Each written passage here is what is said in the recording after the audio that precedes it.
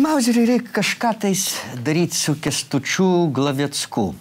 Jūs galit su manim nesutikti. Galit įsipilti vaško į savo pelės ausytės čia arba čia. Galit su manim visiškai prieštarautis, bet aš skaitau, kad Kęstučiui Glaveckui reikia užklijuoti burną su tokio pločio leikoplast... Juosta. Jo. Nu. Matau, kad minkštoji pelės makaulė nelabai, iškontempliuoja, ką aš kalbu. Viską aš suprantu ir iškontempliuoju. Aš tik tai nesuprantu, kam jūs norite užklijuoti burną Seimo finansų komiteto pirmininkui. Glaveckas Kęstutis euro įvedimą nudatavo į 2019 metus. Jūsų tai nekasa? Jums ant to nusispjauti, atsiprašant? Nu, Glaveckas jis visada daug kalba, tai pasakysiu. Dažniausiai nieko neįvyksta. Tai bereikalo jūs klausote to Glavecko. Nieko neįvyksta, pasakė Pelė. Kai jisai 2005-aisiais sakė, kad 2007-aisiais euro nebus, euro nebuvo? Nebuvo.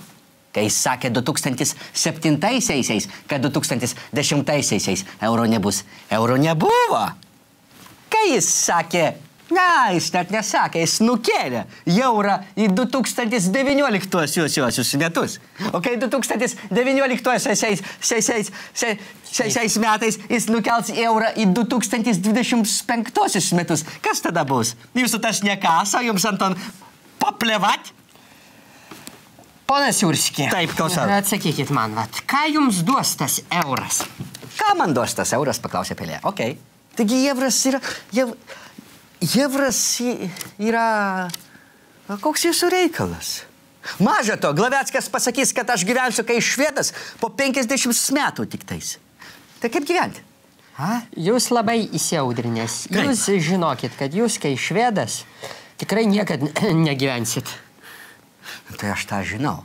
Bet kai tai pasako Glaveckas, taip. Tai miršta viltis. Viltis miršta, kai tai pasako Glaveckas. Taip.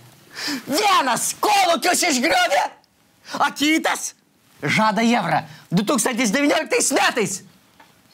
Kaip gyventi aš? Jūsų klausiu, kaip gyventi.